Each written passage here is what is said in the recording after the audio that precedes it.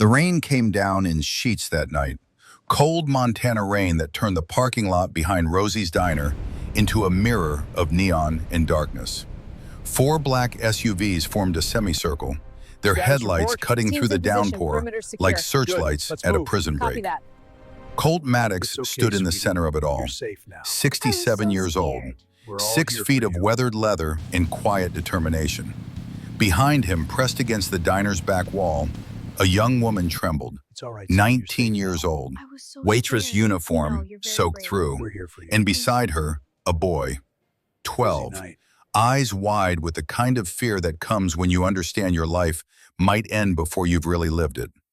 8 men with rifles, AR-15s, military grade, the kind of hardware that doesn't belong in a town of 4,000 souls. They stood in formation, professional, mercenaries, not thugs. That made them more dangerous. A man stepped forward from the lead SUV, tall, barrel-chested, moving with the controlled aggression of someone who'd learned to kill for a living and never quite stopped. Vincent Reeves, former Navy SEAL, dishonorably discharged, the kind of man who wore his past sins like armor. Maddox, Vincent's voice carried over the rain, give us the girl. This isn't your fight. Colt didn't move. His hand rested near his belt, where a Colt 1911 waited, .45 caliber, same weapon he'd carried in Kuwait. The weight of it was familiar, comforting, in the way old habits can be. I don't look for trouble, Colt said. His voice was gravel and whiskey. Decades of cigarettes he'd quit 20 years ago still lived in that voice. But I don't run when it comes looking. The sound of 8 safeties clicking off, metallic, final. Vincent smiled. You're making a mistake, old man. Wouldn't be my first. The morning had started the way most mornings started for Colt Maddox. 5:30, coffee black as crude oil. The sun not yet thinking about rising over the mountains that ringed his property like ancient guardians. His garage smelled of motor oil and memories. 50 years of accumulated tools hung on pegboards with the precision of a military armory. Everything in its place, everything with a purpose. The Harley sat in the center bay, a 2010 Road King, black, but not showroom black, working black, the kind of black that came from 10,000 miles of highway and another 10,000 of back roads that didn't show up on maps. Colt ran his hand along the fuel tank, checking for imperfections he wouldn't find. This was ritual, not maintenance. The bike was perfect because he made it perfect. Every bolt torqued to specification. Every cable adjusted to the millimeter. Some men went to church. Colt Maddox worshipped at the altar of mechanical precision. On the wall above his workbench, a photograph. Faded, curling at the edges. 2 men in desert camouflage. Younger versions of themselves, both of them. The one on the left was Colt at 45. Leaner, harder. The kind of hard that comes from sleeping on sand and waking up to gunfire. The man on the right was Marcus Graves, best friend, brother in all but blood, dead 26 years now. Below the photograph, a shadow box. Inside it, a Marine Corps emblem, a set of dog tags, a Purple Heart, and a folded American flag that had once draped a coffin. Colt didn't look at the shadow box every day, but he knew it was there. That was enough. He loaded his saddlebags with the efficiency of long practice. A toolkit, a first aid kit that would have impressed a field medic. A Glock 19 in a waterproof case, because the Colt in his belt was for show more than anything. Paper maps because GPS could fail and probably would when you needed it most. A change of clothes, toothbrush, razor, and wrapped in oilcloth at the very bottom of the left bag, a handkerchief, blue fabric, embroidered with small yellow flowers, forget-me-nots. His wife Evelyn had made it 30 years ago, back when her hands were steady and the cancer was just a word that happened to other people. She'd been gone 5 years. The handkerchief still smelled like her perfume, lavender and vanilla. Colt had no idea how. Science couldn't explain it, He wasn't looking for explanations. The Harley roared to life on the first kick. Of course it did. Colt Maddox's machines didn't fail. He rolled out of the garage as dawn painted the sky in shades of copper and gold. The ride to Clearwater would take 6 hours. Highway 200 through mountains that had watched over Montana since before Montana had a name. Every year the same trip. Every year the same destination. The annual reunion of the Devil Dogs, 3rd Battalion, 1st Marines. The men who'd survived Desert Storm in the years after. The men who'd come home when so many hadn't. Every year, fewer of them showed up. Age and illness and the slow grind of time doing what bullets and bombs had failed to do. But Colt went anyway. Because traditions mattered. Because remembering mattered. Because Marcus Graves was buried in Clearwater. And some debts could never be repaid, but had to be acknowledged anyway. The highway unspooled beneath his wheels. 2 lanes of asphalt cutting through pine forests and meadows where elk grazed in the early light. This was God's country, and God could have it. Colt preferred the parts where human beings still made decisions that mattered. At mile marker 87, he stopped for gas. A lonely station where the pumps still had mechanical counters and the clerk still made change without looking at a computer screen. The kind of place that was dying out, slowly becoming myth. While the tank filled, Colt noticed the SUV, black, suburban model, sitting at the far end of the lot near the air compressor that hadn't worked since Bush Sr. was president. 2 men inside, black suits, white shirts, no ties, earpieces visible even from 30 yards away. Security contractors. Colt had known enough of them to spot the type. The way they sat, the way they scanned, the way their hands never strayed far from their hips where weapons would be holstered. He memorized the license plate. 7 Tango Bravo, X-ray 429. Colorado plates, long way from home. He topped off the tank, paid in cash, and rolled back onto the highway. The SUV didn't follow, but Colt checked his mirrors every 30 seconds for the next hour anyway. Old habits, the kind that kept you alive. Clearwater, Montana looked like every other small town that had seen better days and was waiting patiently for them to return. Main Street was 6 blocks of brick storefronts, half of them empty, the other half hanging on through force of will and local loyalty. Population 4,000 and change, the change being whoever was born or died that week. But something was different. Colt felt it before he saw it, that tickle at the base of his skull that combat veterans learned to trust because it was the difference between walking point and coming home in a bag. New cameras, security cameras mounted on light poles, on building corners, covering angles that a town like Clearwater had no business securing. These weren't the cheap box store models that recorded fuzzy footage of shoplifters.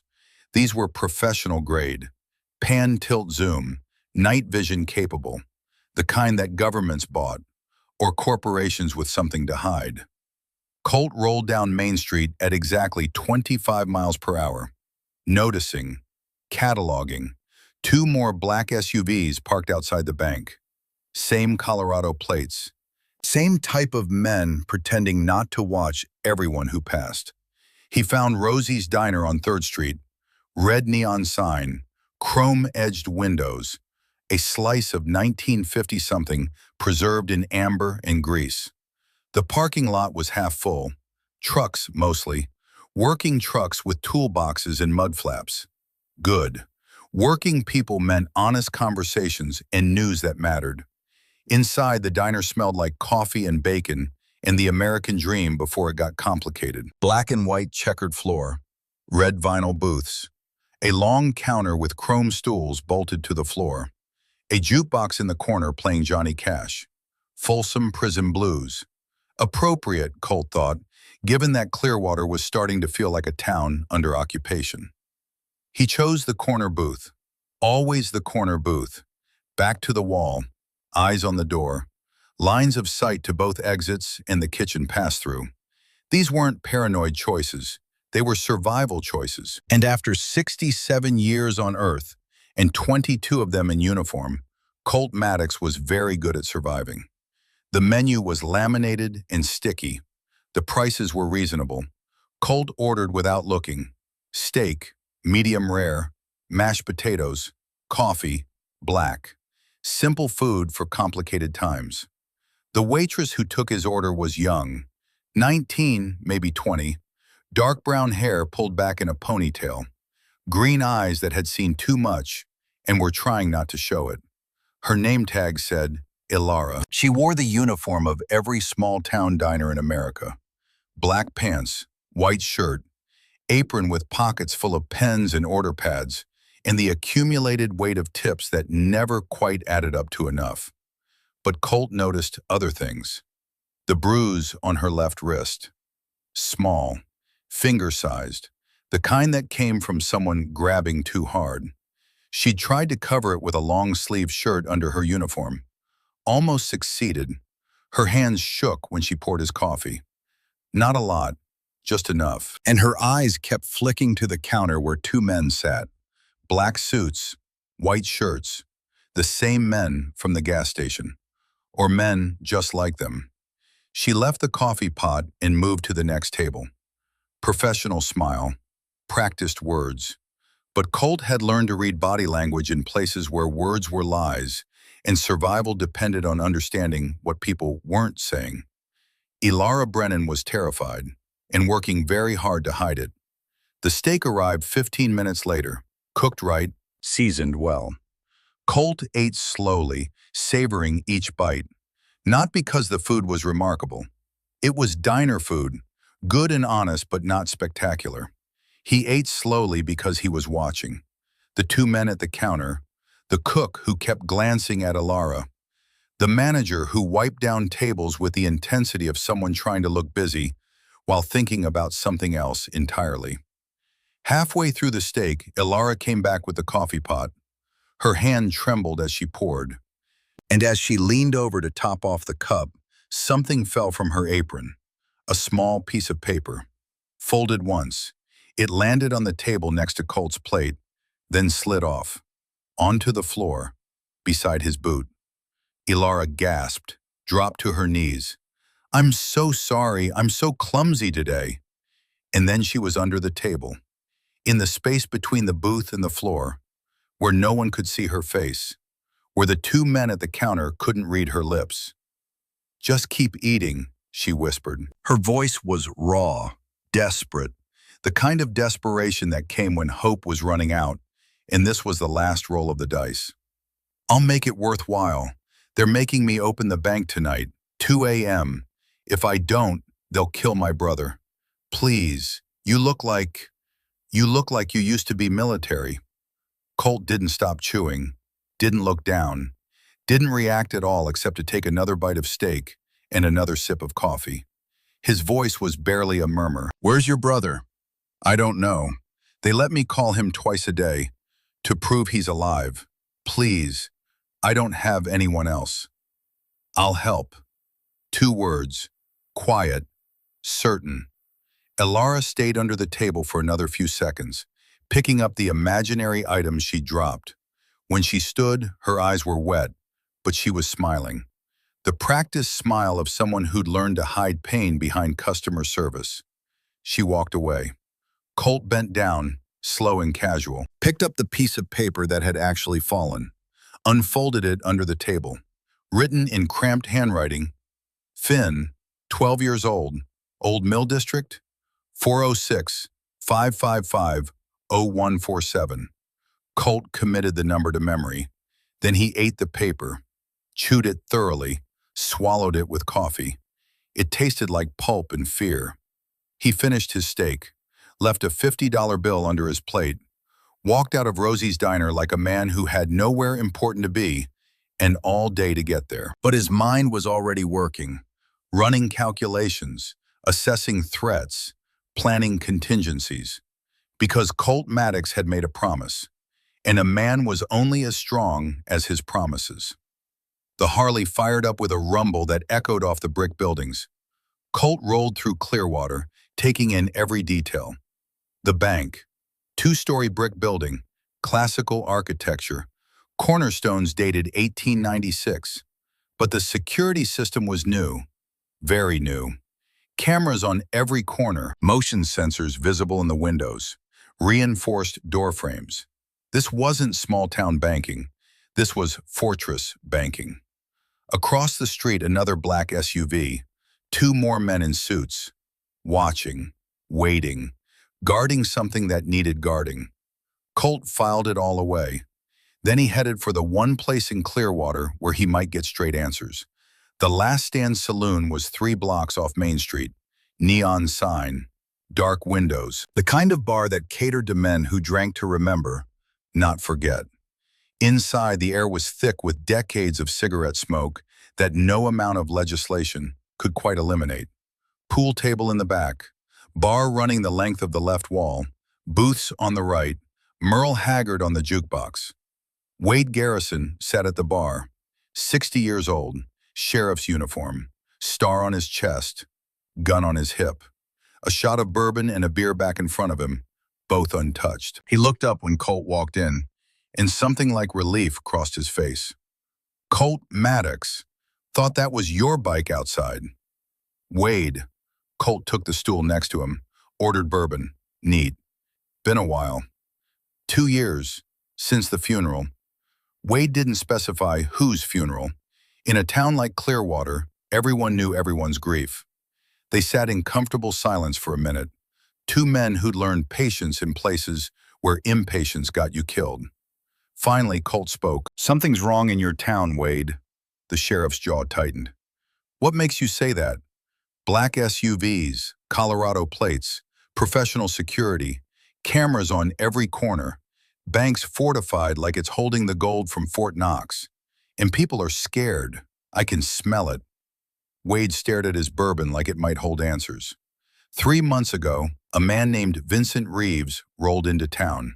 Said he was a real estate developer, had money, lots of it, started buying properties, hiring locals, promised to bring business back to Clearwater. But Vincent Reeves is former Navy SEAL, dishonorably discharged, 2008, killed civilians in Afghanistan, claimed they were combatants. Military tribunal disagreed. Wade finally picked up his bourbon, drained it.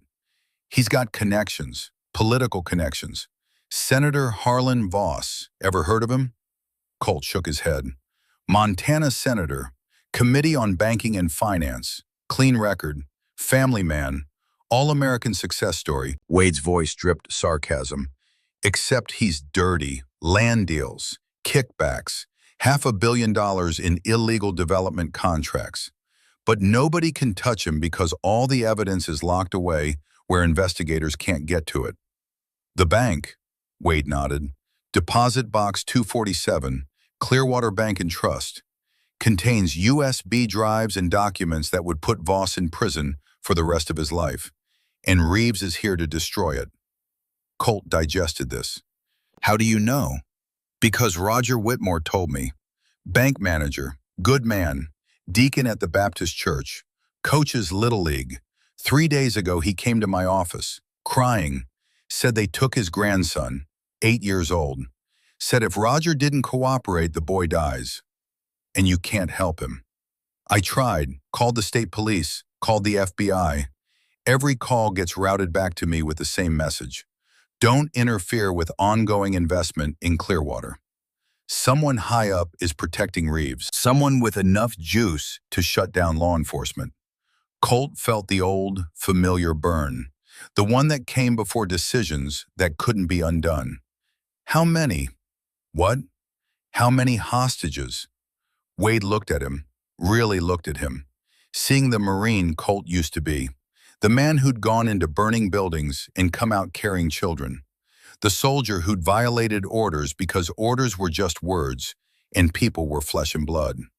Six children, all from families Reeves needs. The bank manager, the security guard, the mayor's assistant who has after-hours access to City Hall, a waitress at Rosie's Diner who serves Roger Whitmore every morning and could get close to him. 2 others, all leverage, all insurance that nobody talks, nobody fights back. Where are they holding the kids? I don't know. I've looked. Sent deputies on patrols. Nothing. Reeves is smart. He's using locals for everything visible. His real people, the security contractors, they stay in the shadows. I can't even get a count of how many there are. Colt finished his bourbon, set the glass down with careful precision. The waitress, Ilara, that's her brother? Wade went very still. How do you know Ilara? She asked me for help. Colt, don't. You're 67 years old. These are professionals, military contractors. They will kill you and bury you where nobody finds the body. Won't be the first time someone tried. God damn it, Colt, I'm serious. I've got 4 deputies, good men, but they're not soldiers. I can't protect you. I can't even protect my own town. Colt stood, dropped 2 20s on the bar. Then I guess it's lucky I don't need protecting. What are you going to do? What I should have done a long time ago. Colt headed for the door, stopped, turned back. Marcus Graves, you remember him? Wade nodded. Everyone who'd served with 3rd Battalion remembered Marcus. He died because I made a choice. I chose to save civilians instead of following orders. Colt paused. Turns out making the right choice doesn't always feel right, but you make it anyway, because that's what separates us from them. He walked out into the fading afternoon light. The sun was dropping behind the mountains. Soon it would be dark. And in the dark, things happened that couldn't happen in daylight. Colt pulled out a burner phone he'd bought at a truck stop in Idaho, dialed the number from memory. It rang 4 times. Hello? A girl's voice, shaking, scared. This is Colt Maddox. I was at Rosie's today. You asked me for help. A sharp intake of breath. You're really going to help? I'm really going to help, but I need to see you. Somewhere they're not watching. The parking lot, behind the diner, 9 tonight. I get off at 8:30. They'll follow me home, but I can lose them for 10 minutes. 9 o'clock, I'll be there. The line went dead. Colt pocketed the phone, looked up at the mountains. They'd been there for millions of years. They'd be there for millions more. Human problems were brief and brutal and ultimately meaningless in the grand scope of geology, but they meant everything to the people living them. And Colt Maddox had stopped caring about the grand scope a long time ago. Night fell over Clearwater like a curtain, the kind of mountain darkness that was absolute. No light pollution, no ambient glow, just stars and moon and the cold certainty of your own insignificance under the vastness of space. Colt waited in the parking lot behind Rosie's diner. His Harley was parked 2 blocks away, out of sight. He stood in the shadow of the dumpster enclosure, invisible, patient.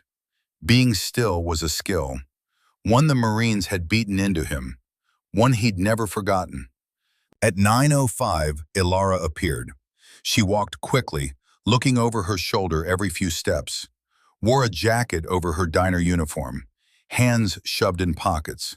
She scanned the parking lot, didn't see Colt, and her shoulders slumped. Over here. His voice was barely louder than the wind. She spun, saw him step out of the shadows. Jesus, you scared me. Good. If I can't scare you, I can't help you. They stood 10 feet apart. Ilara studied him, really looked at him for the first time. The weathered face, the scars on his hands, the way he held himself, balanced and ready. The eyes that had seen things she couldn't imagine and carried them without breaking. You're really military, she said, not a question. Was. Long time ago. Why are you helping me? You don't know me. Colt was quiet for a moment, deciding how much truth to share. 26 years ago, I had to make a choice. Save people who needed saving or follow orders. I chose people. My best friend died because of that choice. Ever since, I've had to live with wondering if I made the right call. Did you? He thought so. Told me right before he died that it was the right thing. That's what mattered, not the orders, not the mission, the people. Colt took a step closer. Your brother needs saving. I'm going to save him. That's all you need to know. Ilara's eyes filled with tears. She wiped them away angrily. His name is Finn. He's 12. They took him from school 3 days ago. Black van. 2 men. I was at work. By the time I found out, they'd already called me. Said if I told anyone, if I went to the police, Finn would disappear. They let me talk to him twice a day. 30 seconds. Just enough to know he's alive. When's your next call? Tomorrow morning, 6 a.m. Good. When you talk to him, listen for background noise. Anything. Train whistles, church bells, dogs barking, traffic. Anything that might tell us where they're holding him. Ilara nodded. There's something else. The bank. They're not just robbing it. There's a deposit box. Number 247. It has evidence. Political corruption. Senator Voss. $500 million in illegal land deals. I know, the sheriff told me. They're going to destroy it, the evidence. Then they're going to kill everyone who knows about it. Roger, the other families, me, Finn. Her voice broke. Even if I do what they want, we're dead.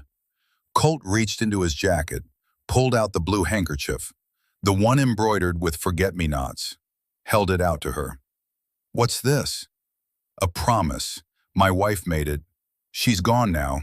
But this is how I make promises that matter. You hold on to it. When I bring Finn back, I'll take it back. Until then, you'll know I'm coming. Ilara took the handkerchief with shaking hands, stared at it like it was the most valuable thing she'd ever held. Maybe it was. I don't even know what to say. Don't say anything. Just survive until I can fix this. How? They're everywhere. They're watching me. They're watching everyone. You're just one man. Colt smiled. It wasn't a happy smile. That's where you're wrong. I'm not alone, and neither are you. A car door slammed somewhere nearby. Ilara jumped. I have to go. They'll notice if I'm gone too long. Go. Be careful. Don't do anything different. Don't act like you have hope. That's what they'll notice. She started to leave. Stopped. Turned back. Why did you come to Clearwater? What brought you here? An old friend. He's buried here. I come every year to visit. What was his name? Marcus. Marcus Graves. Tell him thank you. From me. Because if he hadn't died, you wouldn't be the man who stopped today. The man who listened when I crawled under that table. She was gone before Colt could respond. Disappeared into the darkness like smoke. Colt stood alone in the parking lot. Above him, the stars wheeled in their ancient patterns. Indifferent, eternal. He thought about Marcus, about Kuwait, about the choice he'd made and the price Marcus had paid, about whether redemption was something you earned or something you took by force. Tomorrow, he'd start taking it by force. But tonight, he had one more visit to make. The cemetery sat on a hill overlooking Clearwater. 40 acres of granite and memory. Rows of white crosses marching in formation like soldiers who'd finally stopped marching. The gate was wrought iron, old. The hinges creaked when Colt pushed through. Nobody maintained this place after dark. That was fine. The dead didn't need maintenance. They needed remembering. Marcus Graves rested in the veterans section. Plot 7, row 12. The headstone was simple, white marble. His name, his rank, his dates. 1967 to 1991. 24 years old. Too young. But then, every soldier who died was too young. Age was just a number the living used to measure loss. Colt knelt. His knees protested. 67 years of hard living compressed into joints that remembered every jump from every helicopter and every mile humped through every desert. He ignored the pain. Pain was just information. It told you that you were still alive. Hey, Marcus. His voice was quiet, not because the dead could hear, but because some conversations deserved reverence. Been a year. I know. I always say that. Every time I come here, I tell you it's been a year, like you're keeping track. The wind moved through the pine trees. Colt took it as an answer. Got myself into something. You'd probably tell me I'm too old for this, that I should let it go. Call the authorities. Let someone else handle it. He ran his hand over the cold marble. But we both know that's not how it works. Not when kids are involved. Not when the authorities are the ones looking the other way. He reached into his jacket, pulled out a small metal case, opened it. Inside, a bronze star. Marcus's bronze star. The one they'd pinned on his coffin during the funeral. The one Colt had kept because Marcus's mother had pressed it into his hand and said, "He'd want you to have this. He'd want you to remember why he did it." "I'm going to do it again, brother. Break the rules, violate orders, go against people who have more power and more money and more guns. Just like Kuwait. Just like that family we pulled out of that compound." Colt's jaw tightened. "Difference is, this time I'm not losing anyone. This time, everyone comes home." He placed the bronze star on the headstone, left it there, a promise made tangible. "I'll be back for this, when it's done, when those kids are safe and the bad guys are in the ground or in handcuffs. I'll come back and tell you how it went, just like always." The walk back to his bike took 10 minutes. The ride to Pete Callahan's place took 20. Colt had made the call on his way to the cemetery. Pete had answered on the first ring, hadn't asked questions, just said, "Give me an hour to make some calls. Meet at the garage." That was the thing about Marines. They didn't need explanations. They needed coordinates and objectives. Everything else was just noise. Pete's garage and bar sat on the edge of Clearwater, where Main Street gave up pretending to be civilized and admitted it was just another road leading nowhere in particular. The building was corrugated steel and cinder block. Functional, ugly, perfect. 3 bays for vehicles. A 4th bay converted into a bar where men who worked with their hands could drink beer and lie about the fish that got away and the women who'd been stupid enough to leave them. 4 motorcycles were parked out front when Colt arrived. Harleys, all of them. Different models, different years, but the same attitude. Chrome and steel and American engineering refined into its purest form. Transportation as philosophy. Inside, 4 men waited. Colt knew them all, had served with 2 of them, had drunk with all of them, had trusted them with his life, and would again without hesitation. Pete Callahan stood behind the makeshift bar, 65 years old, built like a fire hydrant, bald by choice, not genetics. Tattoos covering both arms. Army infantry. First Gulf War. 2 Purple Hearts. A silver star he never talked about. Owner and operator of the only garage in Clearwater that could rebuild a transmission and serve a decent whiskey at the same time. Colt Maddox. Pete's voice was gravel in a cement mixer. "When you call and say you need help, I listen. When you say bring the boys, I make calls. When you say don't ask questions yet, I don't ask questions yet." He poured bourbon into a glass, slid it across the bar. "But now you're here, so now I'm asking." Colt took the bourbon, looked at the other 3 men. Garrett Sullivan, 62. Everyone called him Hawk because his eyes were sharp and his patience was infinite. Air Force, surveillance and reconnaissance. 20 years analyzing satellite feeds and intercepted communications. Retired 5 years ago when his wife got sick. Buried her 3 years ago. Now he lived alone in a cabin with more computers than furniture and more secrets than friends. Elias Monroe, 68, docked to everyone who'd ever served with him. Navy corpsman, 3 tours in Iraq, saw more blood and held more dying men than any human should have to. Came home and became a country doctor, delivered babies and set broken bones and prescribed antibiotics for strep throat. But his real medical kit, the military one, still lived in his truck, just in case. Nash Brenner, 60, Army Ranger, silent as stone and twice as hard, expert marksman, could put a round through a keyhole at 800 yards in a crosswind, ran a gun range outside town, taught hunter safety to teenagers and tactical shooting to police departments, kept to himself, trusted 3 people in the world. Colt was one of them. These were the brothers, not by blood, by something stronger, by the kind of bond that formed when you depended on each other to stay alive and came home when so many didn't. Colt set down his glass. 6 children have been kidnapped, hostages, insurance to make sure their families cooperate with a criminal operation run by a former SEAL named Vincent Reeves. He's planning to rob Clearwater Bank tonight, not for money, for evidence. Political corruption, $500 million. If he succeeds, he'll destroy the evidence and kill the hostages. All of them, including a 12-year-old boy named Finn and his 19-year-old sister, Ilara, who asked me for help this afternoon. Silence. The kind of silence that preceded storms.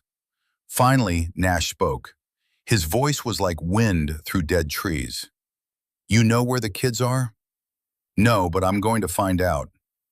You know how many men Reeves has? At least 8, probably more. You know they're professionals, former military, men who kill for money and sleep just fine afterward? Yes, Nash nodded, picked up his beer, drained it. Okay, I'm in. Pete laughed, short, sharp. Of course you're in, you crazy bastard. We're all in. Question is, what's the plan? Colt pulled out a hand-drawn map, spread it on the bar. Reeves needs 3 things to succeed. The bank manager, Roger Whitmore, the waitress, Ilara, who has access to Roger, and chaos. Enough confusion that law enforcement can't respond before he's done. He tapped the map. We're going to give him chaos, just not the kind he expects. Hawk leaned forward, studied the map. You want to hit them while they hit the bank. No, I want to hit them before they hit the bank. Find the hostages, extract them, take away Reeves's leverage. Once the kids are safe, the families can talk. Sheriff Garrison can call in the FBI without worrying about political blowback, and Reeves becomes just another criminal facing justice. Sounds simple, Doc said.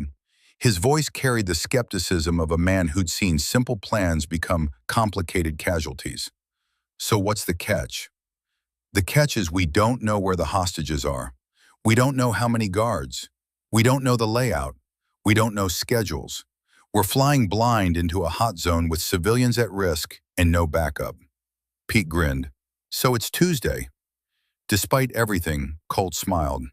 Yeah, it's Tuesday. They spent the next 2 hours planning.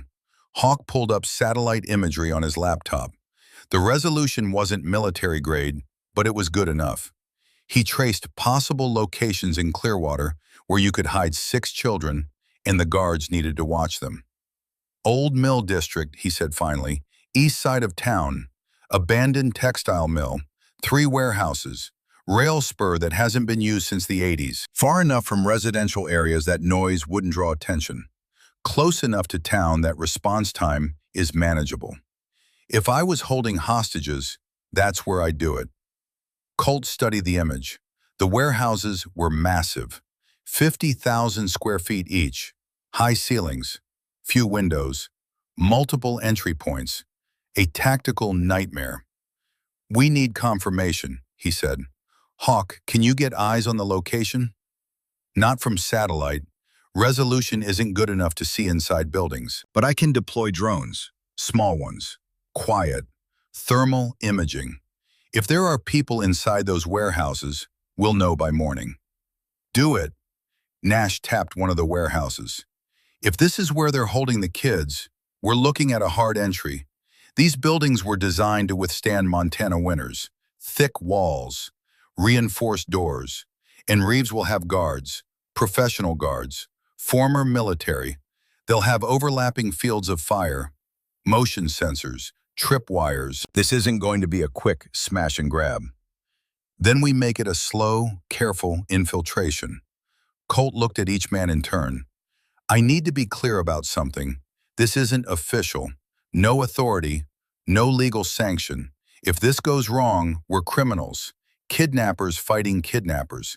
The law won't distinguish between us and them. Good thing I never much cared what the law thought, Pete said. Doc cleared his throat. I've got a question. These kids, you said 6. One of them is the waitress's brother. Who are the others? Colt hadn't wanted to mention this part, but they deserve to know. One of them is your granddaughter, Pete. The silence that followed was absolute. Pete's face went very still, very hard, the kind of hard that came right before violence. Lily? His voice was barely a whisper. They took Lily? Your son called Sheriff Garrison 3 days ago, reported her missing. Garrison couldn't do anything. Political pressure from above. I'm sorry, Pete. I didn't know until Wade told me tonight. Pete's hands became fists. The knuckles went white. For a moment, Colt thought he might put those fists through the bar, through the wall, through anyone who got in his way between here and wherever Lily was being held. But Pete was a soldier, and soldiers controlled their emotions until the shooting started. Then they channeled them into something useful. We get them all out, Pete said. Every single child, not just Lily, all of them. Because if we only save one, we're no better than the men who took them. Agreed. They worked until midnight, drawing up plans, backup plans for the backup plans, contingencies for the contingencies. This was what soldiers did. They prepared for chaos by imagining every possible variation of chaos and planning for all of them. Finally, Hawk closed his laptop. I'll deploy the drones at 0400. We'll have thermal imagery by 0600. That gives us all day tomorrow to refine the plan before dark. Weapons? Nash asked. We use what we have, Colt said. Personal firearms. Nothing illegal. We're citizens defending other citizens. The moment we cross the line into military hardware, we become the bad guys.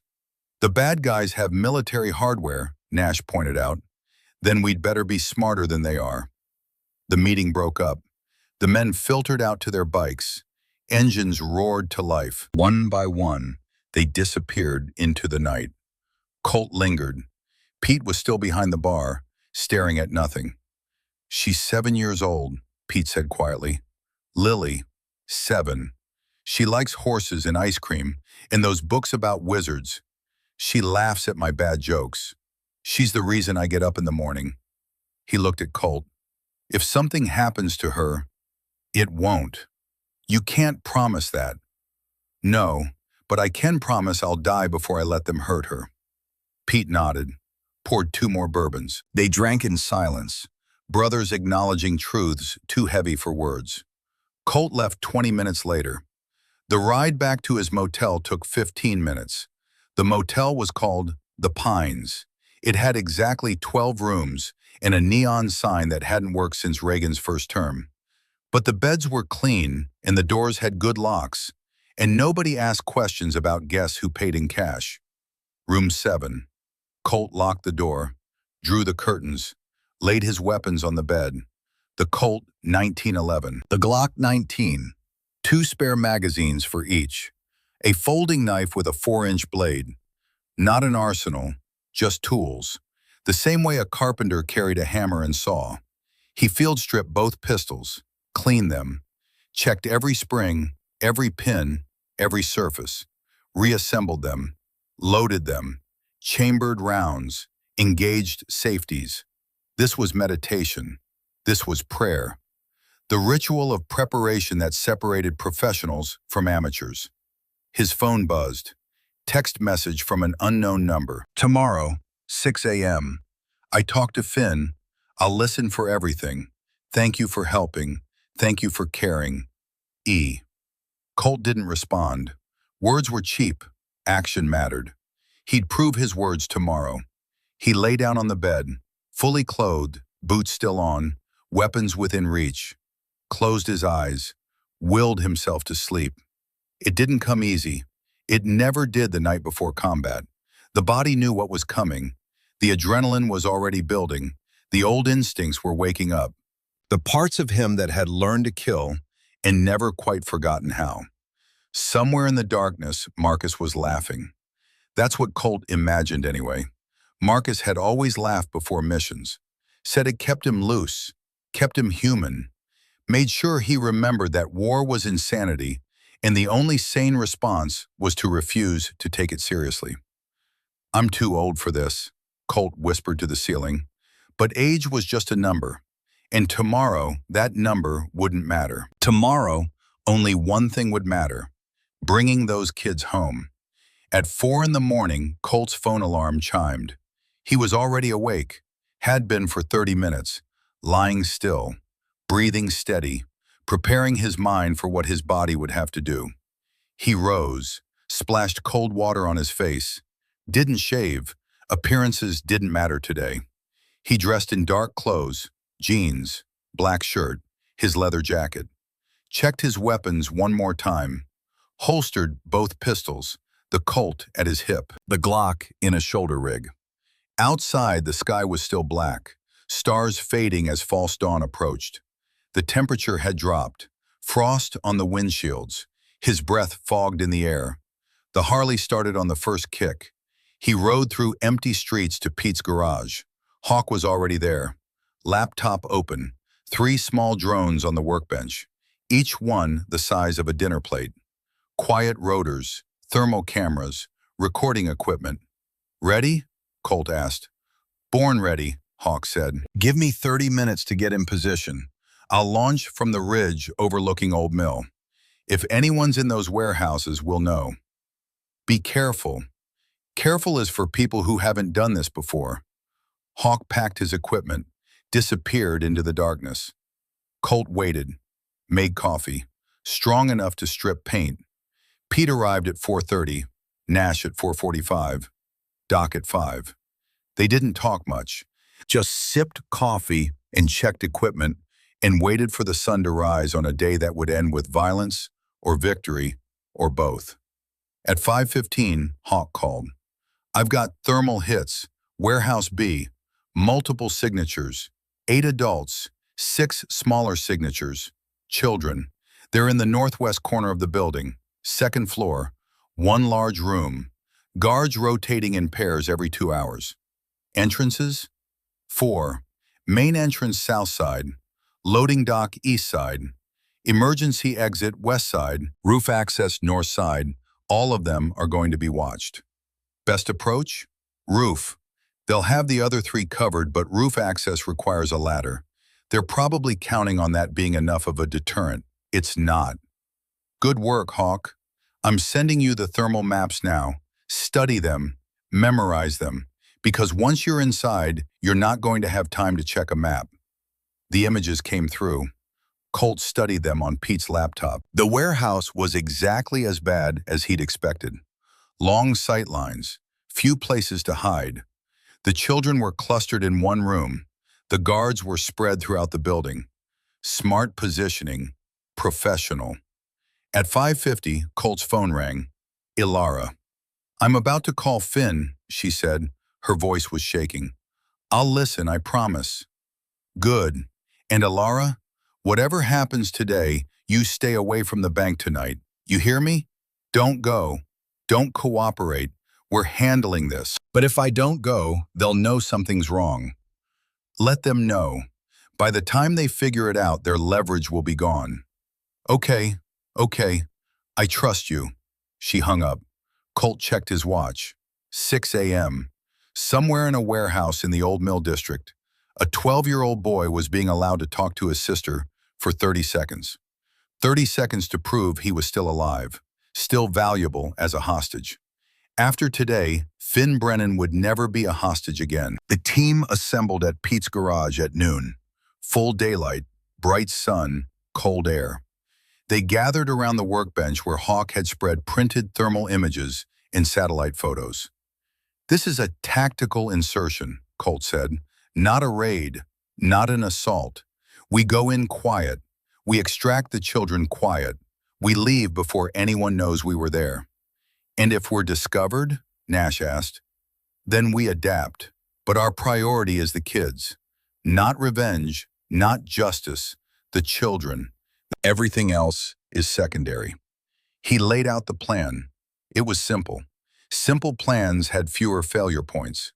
They would approach on foot, after dark. Nash would take overwatch position on the ridge, 800 yards from the warehouse. Long rifle, suppressed. If things went loud, he'd provide cover. Pete and Colt would make the actual entry, through the roof. Hawk would disable the building's electrical system from outside, cut power, create confusion. In the darkness, they'd move to the second floor, free the children, exfiltrate through the loading dock where Doc would be waiting with a van. Questions? Colt asked. Just one, Doc said. After we get the kids out, what happens to the guards? We leave them. They're not our concern.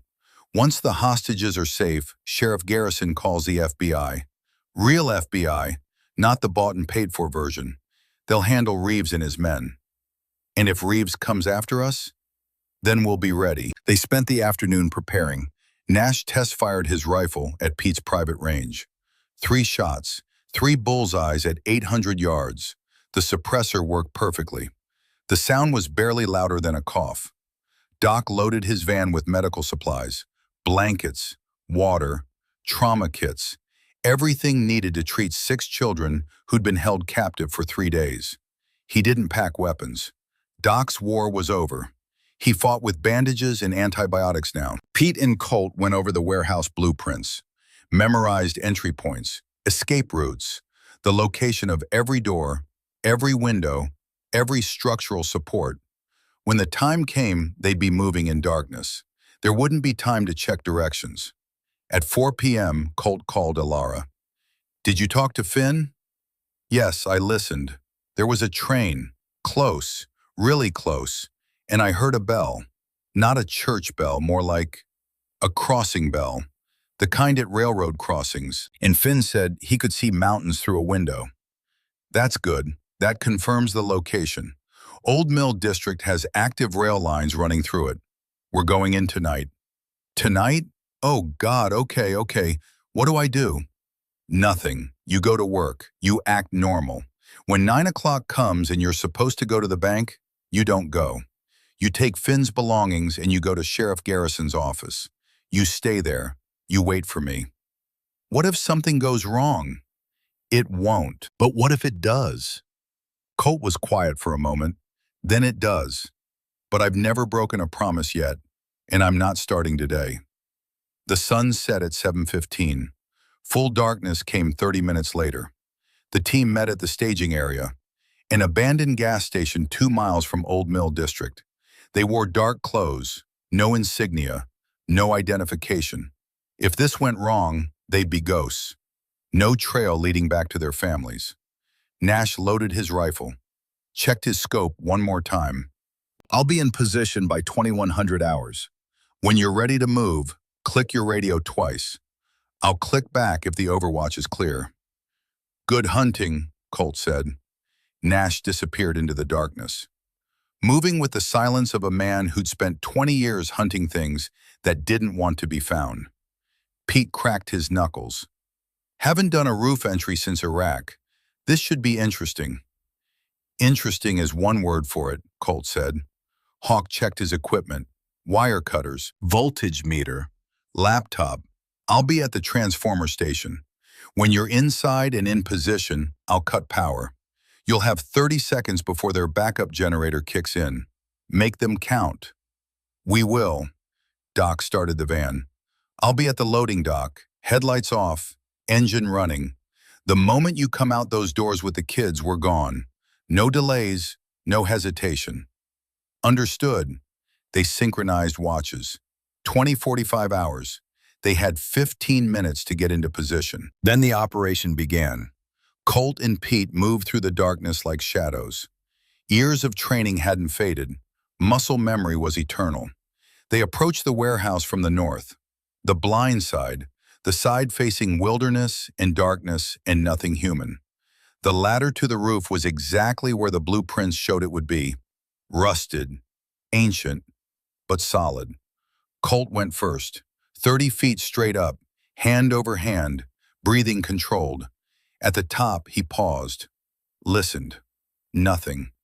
No voices, no footsteps, just wind and distant train tracks and the sound of his own heartbeat. Pete came up behind him. They crossed the roof, tar and gravel, old industrial construction. The roof access hatch was secured with a padlock. Pete produced bolt cutters. One clean cut, the lock fell away. Colt clicked his radio twice. Nash's response came immediately. 2 clicks. Overwatch was clear. They opened the hatch. Darkness below. Colt descended first. Down a metal ladder into a storage room. Boxes, pallets, dust. They moved to the door. Listened. Heard voices. 2 men, guard rotation, talking about football, about money, about anything except the 6 children they were holding prisoner. Colt checked his watch. 2100 hours. He clicked his radio 3 times. Hawk's signal. 10 seconds later, the lights died. Confused shouts, flashlights clicking on, men moving in the darkness, exactly the chaos they needed. Colt and Pete moved, fast, silent, through the storage room, into the main warehouse space, up the stairs to the 2nd floor. They navigated by memory and feel. No lights, no sound except their own breathing. The room where the children were held was at the end of a long corridor. 1 guard outside, young, maybe 25, former military bearing. He held an AR-15, tactical flashlight mounted under the barrel, sweeping the darkness. Colt didn't give him time to react. Moved behind him, arm around the throat, sleeper hold. The guard struggled, dropped his rifle, clawed at Colt's arm. 10 seconds, 15. His body went limp. Unconscious, not dead. Pete caught the rifle before it hit the floor. They zip-tied the guard's hands, gagged him, dragged him into a side room. The door to the children's room was locked, heavy deadbolt. Pete worked on it with a pick set. 30 seconds. The bolt clicked open. Inside, 6 children, ages 7 to 12, chained to a support beam by ankle shackles. They looked up with wide, terrified eyes, too scared to scream, too shocked to move. Colt knelt down, made himself small, non-threatening. "My name is Colt. I'm here to take you home. We need to be very quiet. Can you do that?" The oldest child, a boy with dark hair and frightened eyes, nodded. "Are you really here? Or am I dreaming?" "I'm really here, Finn. Your sister sent me." Tears rolled down Finn's face. "Ilara? She's waiting for you, but we have to go now." Pete cut through the chains with bolt cutters. The children stood on shaking legs. Colt counted them. 6, all present. A little girl with blonde hair grabbed his hand. "Are the bad men gone?" "Not yet, sweetheart, but they will be." They moved as a group, slow, careful. The children were weak from captivity, frightened, but they followed orders, stayed quiet, trusted these strangers who'd appeared in the darkness. Down the corridor, down the stairs, across the warehouse floor. The backup generator kicked on. Lights flickered. Voices shouted. The guards were organizing, searching, realizing something was very wrong. Colt led the group to the loading dock. The door was 50 feet away. 40, 30. A flashlight beam caught them. A shout. "Contact! East side!" Gunfire. Bullets sparked off concrete. The children screamed. Colt pushed them forward. "Run! The van! Go!" Pete returned fire. Controlled bursts, covering their retreat. The loading dock door burst open. Doc's van was there, engine running, side door open. "Get in!" Doc yelled. "Move!" The children scrambled into the van. Colt lifted the smallest ones, threw them inside. Pete lay down, suppressing fire. More guards were coming. 6, 8, too many. A shot rang out from the ridge. Different sound, heavier. One of the guards dropped. Nash. 800 yards away in the darkness, protecting his brothers. "Go!" Colt shouted at Doc. "Get them out of here." "What about you?" "We'll find our own way. Go!" The van peeled out, tires squealing, disappearing into the night. The children were safe. The mission was complete. Now came the hard part, staying alive. The loading dock erupted into chaos. Muzzle flashes lit the darkness like lightning. Bullets punched through corrugated metal, ricocheted off concrete. The air tasted like cordite and adrenaline. Colt and Pete moved as one. Years of training compressed into instinct. They separated, made themselves harder targets. Pete went left, rolling behind a stack of pallets. Colt went right, diving behind an industrial dumpster. Return fire came from 8 positions, maybe more. Professional spacing, disciplined trigger control. These weren't thugs, they were soldiers. Nash's rifle spoke again from the ridge. Another guard dropped, but the distance was too great, the darkness too complete. He could suppress but not eliminate, not fast enough. Colt's radio crackled. Hawk's voice, strained. "You've got company coming. 2 vehicles, black SUVs, approaching from the South Access Road. ETA 3 minutes." "Copy that." Colt looked at Pete across 20 feet of killing ground, made a hand signal. "Exfil, Route 2. Pete nodded, understood. They moved in tandem, suppressing fire and movement. The rhythm soldiers learned and never forgot. Pete fired 3 shots. Colt ran 10 yards, found cover, fired 5 shots. Pete advanced, back and forth, trading lead for distance, buying escape with ammunition and nerve. A voice cut through the gunfire, amplified. Bullhorn. "Maddox, I know it's you. Former Marine, Desert Storm vet, 67 years old, too old to be playing hero. Vincent Reeves." The voice was calm, amused, the voice of a man who held all the cards and knew it. "You've made this personal now," Vincent continued. "Those children were insurance, collateral. Now they're gone and you've got nothing to negotiate with. Nothing except your own life, which won't last much longer." Colt didn't respond. Words were for diplomats. He was a soldier. Soldiers communicated through action. He ejected his magazine, checked the rounds. 4 left. The Glock had a full magazine, 17 rounds. Not enough for a sustained firefight. They needed to break contact, disappear into the night before Vincent's reinforcements arrived. Pete's voice, low, urgent. "North wall, service entrance, 50 yards. On my mark." Colt pulled a flashbang from his belt, old hardware. He'd bought it at a gun show 5 years ago from a dealer who didn't ask questions and didn't keep records. Never thought he'd need it. Turned out preparation was never wasted. He pulled the pin, counted. 3, 2, 1, through. The flashbang detonated midair. Brilliant white light, concussive blast, screams of surprise and temporary blindness. In that moment of confusion, Colt and Pete moved. Full sprint, 50 yards across open ground. Bullets chased them, but the shooters were firing blind. Panicked, their night vision destroyed by the flashbang, they hit the service entrance at full speed. Pete had the door open before Colt reached it.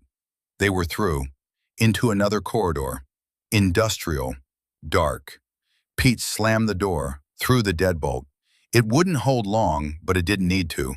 They just needed distance. They ran, boots pounding concrete. Behind them, the sound of pursuit, voices shouting, coordinating. Vincent's men were professionals. They'd reorganize fast, launch a methodical search, clear every room, every corridor, every shadow. The corridor ended at a junction, 3 directions. Colt chose left. No reason, just instinct. They emerged into an older section of the mill, abandoned decades ago, rusted machinery, broken windows, moonlight streaming through holes in the roof. Pete grabbed Colt's arm. "Wait!" They stopped, listened. Footsteps behind them, multiple sets, getting closer, but also footsteps ahead, coming from the direction they'd been heading. "Pincer movement," Pete whispered. "They're trying to trap us." Colt looked up. The roof was 30 feet above them. Metal catwalks crisscrossed the space. Maintenance access from the days when this building housed hundreds of workers and thousands of machines. "Up," Colt said.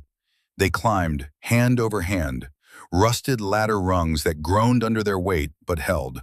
At the top, they crawled onto a catwalk. The metal was solid. The view was panoramic. Below them, Vincent's men entered the space. 10 of them, flashlights, rifles, moving in formation. Colt and Pete lay flat, controlled breathing, invisible in the shadows above. The men below searched for 20 minutes, checked behind every machine, every pile of debris, found nothing. Eventually they moved on. The footsteps faded. Silence returned. That was close, Pete said. Too close. They waited another 10 minutes, making sure it wasn't a trick, that Vincent hadn't left men behind to watch. Finally they descended, moved through the abandoned mill like ghosts, found an exit on the north side, emergency door, chained shut from the outside. Pete cut the chain. They slipped out into the night. The cold air hit like a slap. Colt's lungs burned. His legs ached. But they were alive. That was enough. They moved through scrub brush and abandoned rail spurs, put distance between themselves and the mill. Half a mile out, Colt's radio crackled. "Colt, this is Nash. You still breathing?" "Still breathing." "Good, because you've got problems. Vincent just put out a call. He's mobilizing everything he has. Every man, every vehicle. They're going house to house in Clearwater, looking for the children, looking for you." "Where are the kids now?" "Doc got them to the sheriff's station. Wade has them locked down. Safe. But Vincent knows they're there. He's planning to hit it." "He can't. That's a direct assault on law enforcement." "He's desperate. You took his leverage. His whole operation depended on those hostages. Without them, the families can talk. The bank manager can refuse. His timeline is collapsing. He's got maybe 6 hours before FBI gets involved for real. So he's going all in." Colt's mind raced, calculated, predicted. He'll hit the sheriff's station to recover the hostages, but he'll also hit the bank. Tonight, earlier than planned, before anyone can stop him. That's my read too. How many men does he have? Best guess? 20, maybe 25. He's been bringing in contractors all week, kept them hidden. Now they're all showing up. 25 professional soldiers, against one small-town sheriff's department and 4 old veterans. The math wasn't promising. Where's Hawk? Still at the mill, monitoring their communications. He hacked their radio frequency. We're hearing everything. Tell him to get out. Meet us at Pete's garage. We need to regroup. Copy that. The walk back to civilization took 40 minutes. Colt and Pete moved carefully, avoiding roads, staying in the tree line. Twice they spotted patrol vehicles. Vincent's men, searching. They hid until the vehicles passed, then kept moving.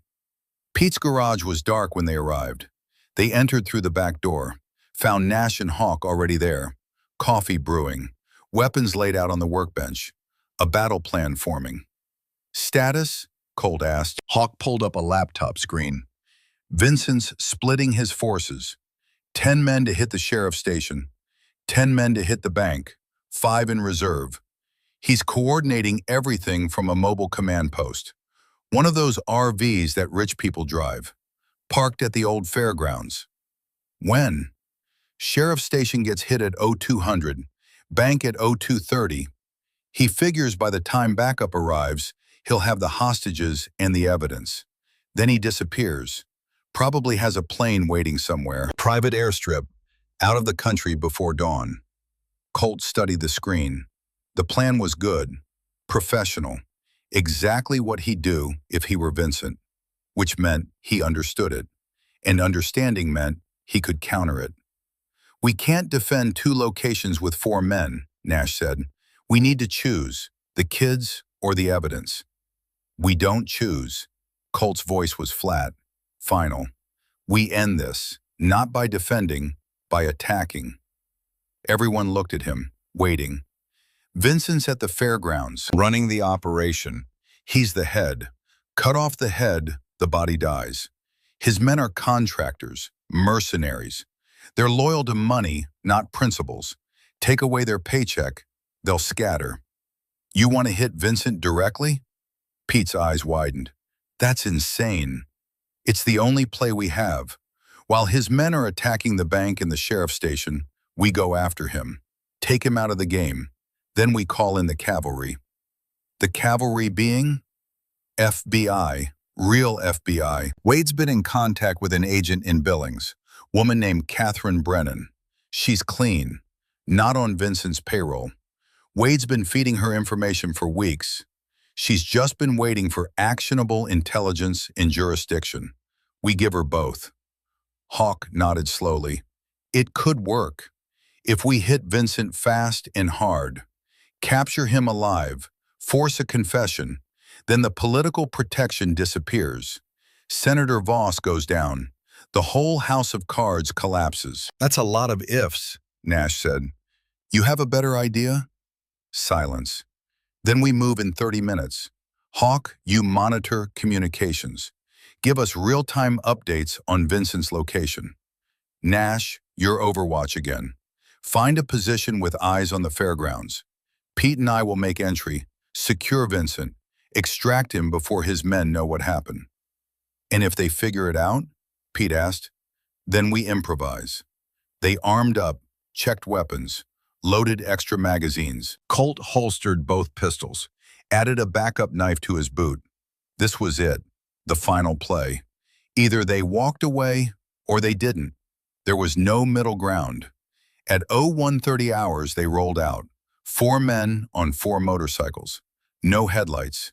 Moving through Clearwater like the 4 horsemen of some very localized apocalypse. The fairgrounds sat on the west edge of town.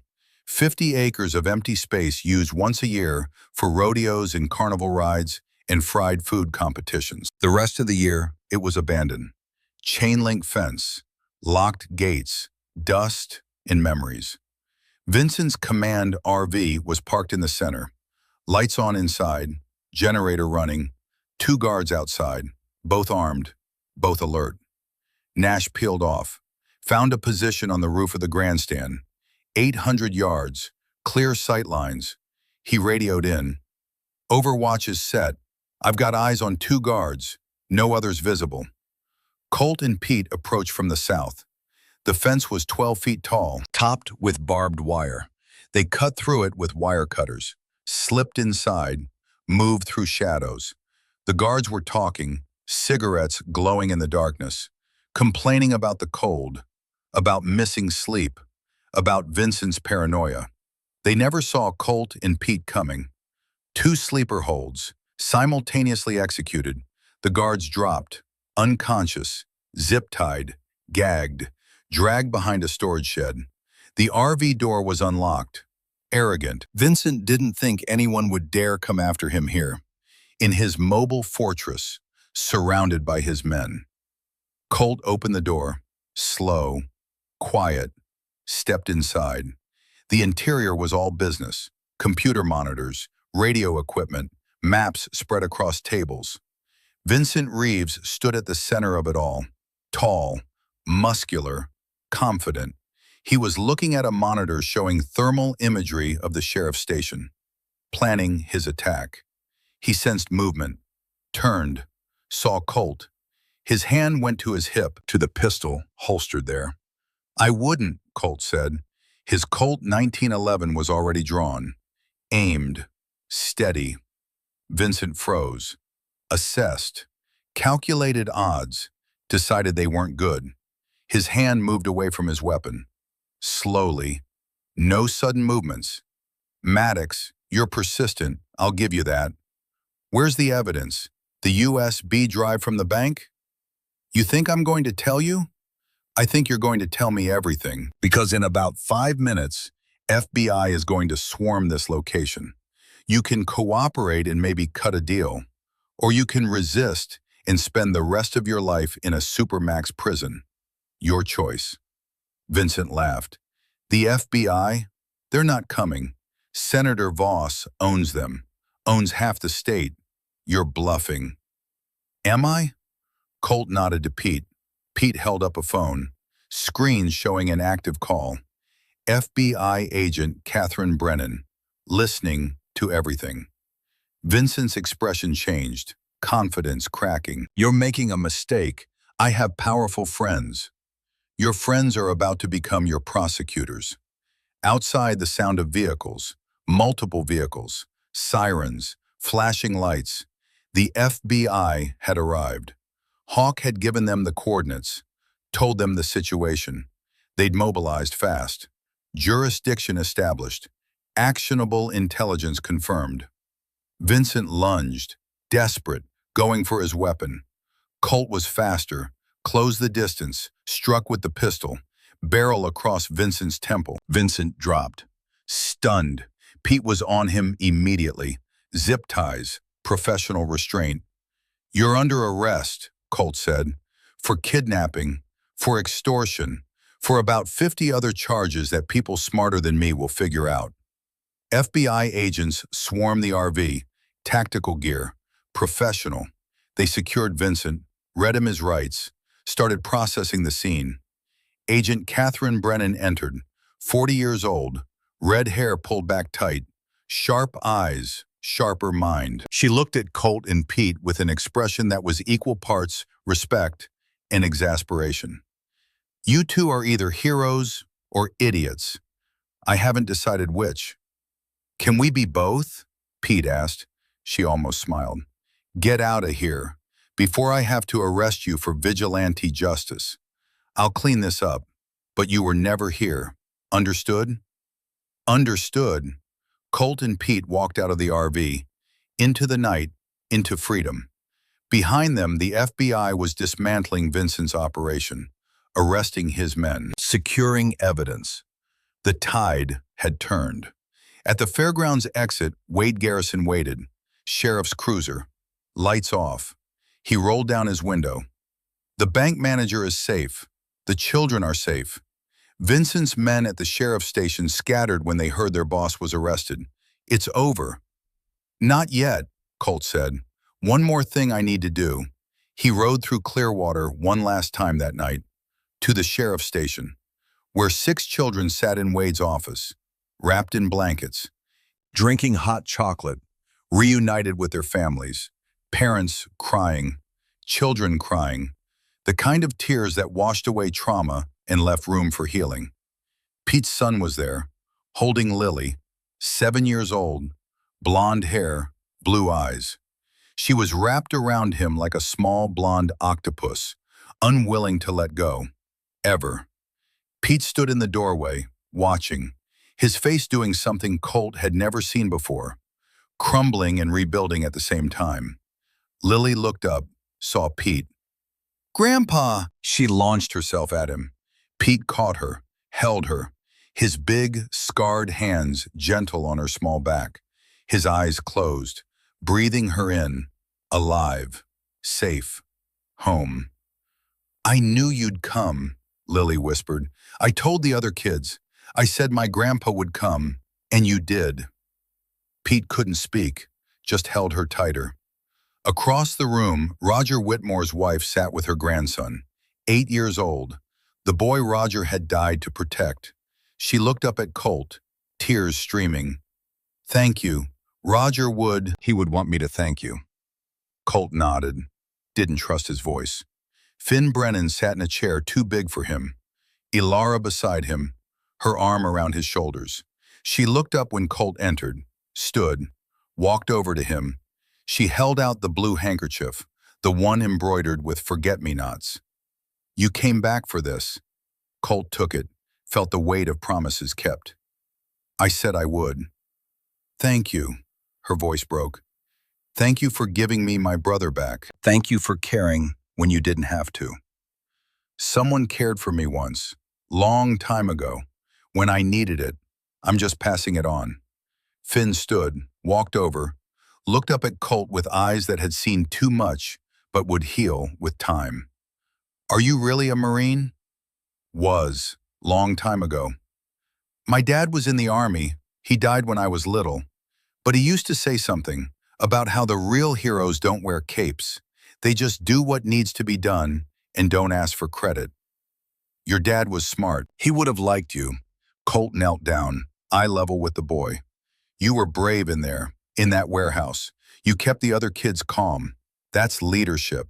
That's strength. Don't ever forget that." Finn hugged him, sudden, fierce, the hug of a child who'd been terrified and was now safe. Colt returned it. This was why. This moment, this kid, this proof that sometimes the right thing was also the possible thing. Ilara walked Colt to the door. Outside, dawn was breaking, pink and gold across the mountains. A new day, literally and figuratively. "What happens now?" she asked. "Now you live. You take care of Finn. You finish school. You become a nurse like you wanted. You have a life. What about you?" "I'll be around. Clearwater's a nice town. Thinking about staying for a while." "I'd like that." She paused. "The handkerchief. Your wife made it. You must miss her." Every day, but she'd want it used like this. To help people. To make promises that matter. She was like that. Believed in making the world smaller and kinder, one person at a time. She sounds wonderful. She was. Colt walked to his Harley. Pete, Nash, Hawk, and Doc were waiting. The brothers. Together again. Victorious. "Hell of a night," Pete said. His voice was thick. Still processing seeing Lily safe. "Hell of a night," Colt agreed. They rode together through Clearwater, down Main Street, past Rosie's Diner where morning shift was starting and coffee was brewing, past the bank where FBI agents were cataloging evidence, past the church where the bell tower would ring at 8 a.m. like it had every Sunday for 100 years. At the town limits they stopped. This was where they'd part ways, back to their own lives. Until the next time. Because there was always a next time. "Same time next year?" Doc asked. "Same time next year," Colt confirmed. One by one they peeled off. Nash toward his gun range, Doc toward his clinic, Hawk toward his cabin and his computers. Pete toward his garage and his granddaughter, who was safe now. Safe because 5 old men had decided that age was just a number and right was still right even when it was hard. Colt rode alone to the cemetery. The sun was fully up now, bright and warm. He walked to Marcus's grave, stood there for a long moment. "We did it, brother. Brought them all home. Every single one. No casualties, no martyrs, just victory." He placed the bronze star back on the headstone. "Keeping this here, where it belongs, with you. Because you taught me that doing right matters more than following orders." The wind moved through the pine trees. Colt took it as an answer. He rode back to the Pines Motel, room 7, packed his few belongings, checked out. But instead of leaving Clearwater, he rode to Pete's garage. "Thought you were heading home," Pete said. "Changed my mind. I'm thinking Clearwater could use another mechanic. Someone who knows his way around old bikes and new problems." Pete grinned. "Partner?" "Partner." They shook hands, the kind of handshake that was also a contract, also a commitment, also the start of something new. 6 months later, Maddox and Callahan Motors was thriving. They fixed motorcycles, restored classic cars, taught teenagers how to change oil and gap spark plugs, and take pride in working with their hands, the kind of skills that were disappearing from the world and needed to be preserved. Ilara stopped by twice a week, brought coffee, talked about her nursing classes, about Finn who was doing well in school, making friends, laughing again, the way 12-year-olds should laugh. She'd started dating a young doctor at the hospital. Good man, kind, Finn approved. Once a month, Colt visited Marcus's grave, told him about the garage, about the town, about the quiet satisfaction of building instead of destroying, about Pete's granddaughter who came by every Saturday to help sweep the garage and eat ice cream and tell bad jokes that made Pete laugh like he was young again. The town had healed. Roger Whitmore's family had established a scholarship in his name for kids who wanted to study law enforcement, to be the kind of officers Roger would have been proud of.